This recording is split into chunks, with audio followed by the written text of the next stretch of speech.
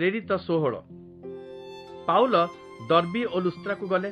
ସେଠାରେ ତିମୋଥି ନାମକ ଜଣେ ଖ୍ରୀଷ୍ଟିଆନ ବାସ କରୁଥିଲେ। ସେ ଜଣେ ଖ୍ରୀଷ୍ଟ ବିଶ୍ୱାସୀ ଇହୁଦୀ ମହିଳାର ପୁତ୍ର, କିନ୍ତୁ ତାଙ୍କ ପିତା ଜଣେ ଗ୍ରୀକ୍ ଲୋକ ଥିଲେ। ଲୁସ୍ତ୍ରା ଓ ଇକନିୟରେ ଥିବା ବିଶ୍ୱାସୀମାନଙ୍କ ମଧ୍ୟରେ ତିମୋଥିଙ୍କର ସୁନାମ ଥିଲା।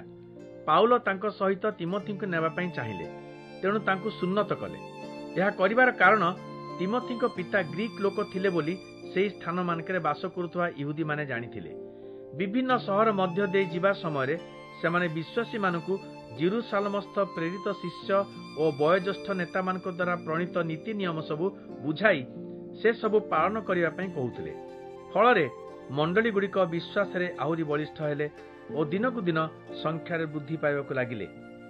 ପବିତ୍ର ଆତ୍ମା ସେମାନଙ୍କୁ ଏସିଆ ପ୍ରଦେଶରେ ପ୍ରଚାର କରିବାକୁ ଅନୁମତି ନ ଦେବାରୁ ସେମାନେ ଫ୍ରିଜିଆ ଓ ଗାଲାତୀୟ ଅଞ୍ଚଳକୁ ଯାତ୍ରା କଲେ। ମିସିଆର ସୀମାରେ ପହଞ୍ଚି ବିଥିନିଆ ପ୍ରଦେଶକୁ ଯିବାକୁ ବାହାରିବା ବେଳେ ଯୀଶୁଙ୍କର ଆତ୍ମା ସେମାନଙ୍କୁ ଅନୁମତି ଦେଲେ ନାହିଁ। ତେଣୁ ସେମାନେ ମିସିଆ ମଧ୍ୟ ଦେଇ ଯାତ୍ରା କରି ତ୍ରୋୟାକୁ ଗଲେ। ସେହି ରାତିରେ ପାଉଲ ଗୋଟିଏ ଦର୍ଶନ ପାଇଲେ ଯେ ମାସିଦୋନିଆର ଜଣେ ଲୋକ ବିନତି କରି କହୁଛି, ମାସିଦୋନିଆକୁ ଆସି ଆମ୍ଭମାନଙ୍କୁ ସାହାଯ୍ୟ କରନ୍ତୁ। ପାଉଲ ଏହି ଦର୍ଶନ ପାଇବା କ୍ଷଣି ମାସିଦୋନିଆକୁ ଯିବା ପାଇଁ ଆମେ ପ୍ରସ୍ତୁତ ହେଲୁ, କାରଣ ଆମ୍ଭେମାନେ ନିଶ୍ଚିତ ଭାବେ ଜାଣିଲୁ ଈଶ୍ୱର ସେଠାକାର ଲୋକମାନଙ୍କ ମଧ୍ୟରେ ଶୁଭବାର୍ତ୍ତା ପ୍ରଚାର କରିବା ପାଇଁ ଆମକୁ ଆହ୍ୱାନ କରିଛନ୍ତି। ଆମେ ଜାହାଜ ଯୋଗେ ତ୍ରୋୟା ଛାଡ଼ି ସାମୋଥ୍ରାକିକୁ ଗଲୁ ଓ ତହିଁ ଆର ଦିନ ନିଆପଲ୍ଲୀରେ ପହଞ୍ଚିଲୁ। ସେଠାରୁ ଆମ୍ଭେମାନେ ମାସିଦୋନିଆ ଜିଲ୍ଲାର ପ୍ରଧାନ ନଗରୀ ଫିଲିପକୁ ଗଲୁ। ଏହି ନଗରୀ ଏକ ରୋମୀୟ ଉପନିବେଶ ଥିଲା। ଆମେ ସେଠାରେ ଅନେକ ଦିନ କଟାଇଲୁ। ବିଶ୍ରାମ ବାର ଦିନ ନଗର ବାହାରେ ଥିବା ନଦୀ ତୀରକୁ ଗଲୁ।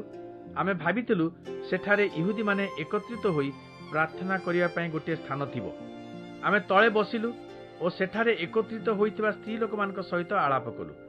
ସେମାନଙ୍କ ମଧ୍ୟରୁ ଥିଓଟିରା ସହରର ବାଇଗଣିଆ ବସ୍ତ୍ର ବିକ୍ରି କରୁଥିବା ଲୁଦିଆ ନାମରେ ଜଣେ ମହିଳା ଥିଲେ। ସେ ଈଶ୍ୱରଙ୍କର ଉପାସନା କରୁଥିଲେ ଓ ପାଉଲ ଯାହା କହୁଥିଲେ ତାହା ମନୋଯୋଗ ସହକାରେ ଶୁଣି ଗ୍ରହଣ କରିବା ପାଇଁ ପ୍ରଭୁ ତାଙ୍କୁ ସୁଯୋଗ ଦେଲେ।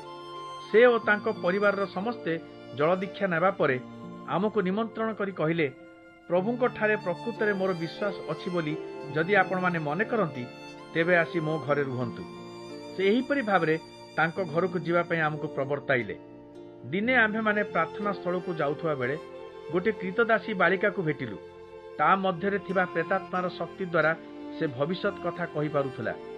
ସେ ଲୋକମାନଙ୍କର ଭାଗ୍ୟ ଗଣନା କରି ମାଲିକମାନଙ୍କ ପାଇଁ ବହୁତ ଟଙ୍କା ଉପାର୍ଜନ କରୁଥିଲା।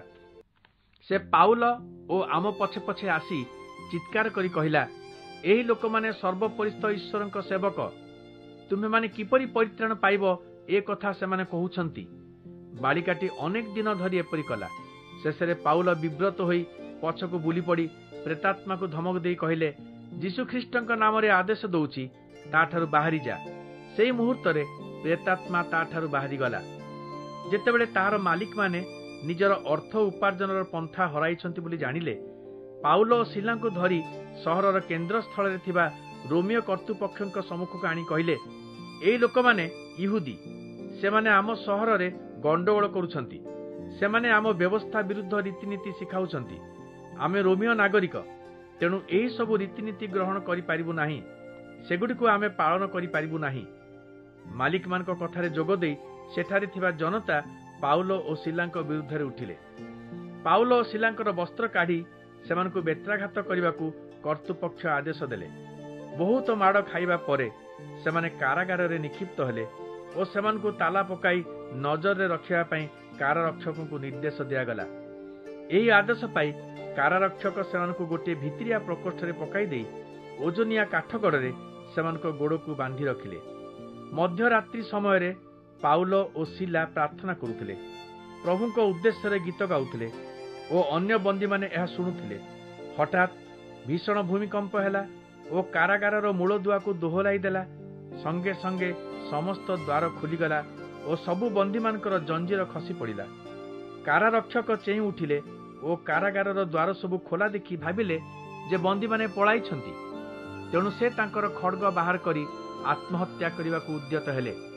କିନ୍ତୁ ପାଉଲ ଉଚ୍ଚ ସ୍ୱରରେ କହିଲେ, ନିଜର କୌଣସି କ୍ଷତି କର ନାହିଁ, ଆମେ ସମସ୍ତେ ଏଠାରେ ଅଛୁ। କାରାରକ୍ଷକ ପ୍ରଦୀପ ଅଣାଇଲେ ଓ ଓ ଭିତରକୁ ଦୌଡ଼ି ଆସି ଥରି ଥରି ପାଉଲ ଓ ସିଲାଙ୍କ ଗୋଡ଼ ତଳେ ପଡ଼ିଗଲେ। ତାପରେ ସେମାନଙ୍କୁ ବାହାରକୁ ନେଇ ପଚାରିଲେ, ମହାଶୟମାନେ, ପରିତ୍ରାଣ ପାଇବା ପାଇଁ ମୋତେ କ'ଣ କରିବାକୁ ହେବ? ସେମାନେ ଉତ୍ତର ଦେଲେ, ପ୍ରଭୁ ଯୀଶୁଙ୍କଠାରେ ବିଶ୍ୱାସ କଲେ ତୁମେ ସପରିବାର ପରିତ୍ରାଣ ପାଇବ। ତାପରେ ସେମାନେ ତାଙ୍କୁ ଓ ତାଙ୍କ ଘରେ ଅନ୍ୟ ସମସ୍ତଙ୍କୁ ପ୍ରଭୁଙ୍କ ବାକ୍ୟ କହିଲେ। ରାତ୍ରିର ସେହି ମୁହୂର୍ତ୍ତରେ କାରାରକ୍ଷକ ସେମାନଙ୍କୁ ନେଇଯାଇ ସେମାନଙ୍କର କ୍ଷତ ସବୁ ଧୋଇଦେଲେ। ପୁଣି ପରିବାରର ସମସ୍ତେ ସେହି କ୍ଷଣି ଜଳଦୀକ୍ଷା ଗ୍ରହଣ କଲେ। ତାପରେ ସେ ପାଉଲ ଓ ସିଲାଙ୍କୁ ନିଜ ଘରକୁ ନେଇଯାଇ ଖାଇବାକୁ ଦେଲେ। ଈଶ୍ୱରଙ୍କଠାରେ ବିଶ୍ୱାସ କରିଥିବାରୁ ସେ ଓ ତାଙ୍କ ପରିବାରର ସମସ୍ତଙ୍କ ହୃଦୟ ଆନନ୍ଦରେ ପରିପୂର୍ଣ୍ଣ ହେଲା। ପରଦିନ ସକାଳେ ରୋମିଓ କର୍ତ୍ତୃପକ୍ଷ ସିପାହୀମାନଙ୍କୁ ଏହି ଆଦେଶ ଦେଇ ପଠାଇଲେ, ସେହି ଲୋକମାନଙ୍କୁ ଛାଡ଼ିଦିଅ। ତେଣୁ କାରାରକ୍ଷକ ପାଉଲଙ୍କୁ କହିଲେ, କର୍ତ୍ତୃପକ୍ଷ ଆପଣଙ୍କୁ ଓ ସିଲାଙ୍କୁ ମୁକ୍ତି ଦେବା ପାଇଁ ଆଦେଶ ପଠାଇଛନ୍ତି। ବର୍ତ୍ତମାନ ଆପଣମାନେ ଶାନ୍ତିରେ ଏ ସ୍ଥାନରୁ ଯାଇପାରନ୍ତି। କିନ୍ତୁ ପାଉଲ ସିପାହୀମାନଙ୍କୁ କହିଲେ, କୌଣସି ଅପରାଧରେ ଦୋଷୀ ସାବ୍ୟସ୍ତ ନ ହୋଇଥିଲେ ସୁଦ୍ଧା ସେମାନେ ଲୋକମାନଙ୍କ ସାମ୍ନାରେ ଆମକୁ ପ୍ରହାର କଲେ। ଆମେ ରୋମିଓ ନାଗରିକ, କିନ୍ତୁ ସେମାନେ ଆମକୁ ବନ୍ଦୀ କଲେ। ବର୍ତ୍ତମାନ ସେମାନେ ଆମକୁ ଗୁପ୍ତରେ ଛାଡ଼ିଦେବାକୁ ଚାହାନ୍ତି। ଆମେ ଏହା କରାଇ ଦେବୁ ନାହିଁ।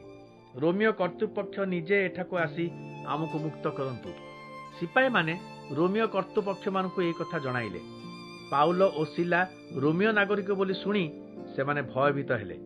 ତାପରେ ଯାଇ ସେମାନଙ୍କ ନିକଟରେ କ୍ଷମା ଭିକ୍ଷା କଲେ ଓ ସେମାନଙ୍କୁ କାରାଗାରରୁ ମୁକ୍ତ କରି ନଗର ଛାଡ଼ି ଚାଲିଯିବାକୁ ଅନୁରୋଧ କଲେ। ପାଉଲ ଓ ସିଲା କାରାଗାର ଛାଡ଼ି ଲୁଦିଆଙ୍କ ଘରକୁ ଗଲେ। ସେଠାରେ ସେମାନେ ବିଶ୍ୱାସୀମାନଙ୍କୁ ସାକ୍ଷାତ କଲେ ଓ ସେମାନଙ୍କୁ ଉତ୍ସାହିତ କରି ସେହି ସ୍ଥାନ ଛାଡ଼ିଲେ।